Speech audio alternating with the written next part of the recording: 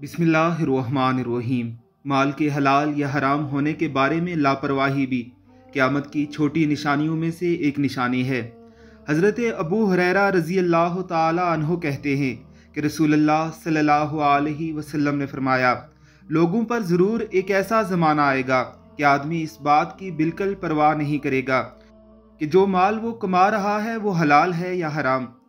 हज़रत नौमान बिन बशीर रज़ी अल्लाह ताला अन्हो फरमाते हैं कि रसूलुल्लाह सल्लल्लाहु अलैहि वसल्लम ने फरमाया, जो शख्स शुबे वाली चीज़ों से बचेगा वो अपने दीन और आबरू को नक्स से बचा लेगा, और जो शुबे वाली चीज़ों में पड़ गया वो हराम में मुब्तला हो गया।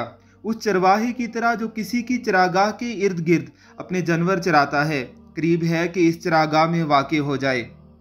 हलाल और हराम की ये तमीज़ आज हमारे माशरे में किस दर्जे में मिट चुकी है ये तो आप खुद ही जानते हैं। यहाँ तक कि वो चीज़ें जिन्हें सराहतन हराम करार दिया गया था उन्हें भी हलाल करार दिए जाने के लिए तावीलों का सहारा लिया जा रहा है। वो ज़माना जिसकी पेशनगोई हमारे प्यारे पैगंबर ने की थी, शायद हम उसी में जी रहे हैं। अलामात क़यामत के इस सिलसिले को सुनने के लिए हमारे चैनल को सब्सक्राइब कीजिए और बेल आइकन पर क्लिक कीजिए ताकि हमारी वीडियोस आपको बर वक्त मिलती रहें।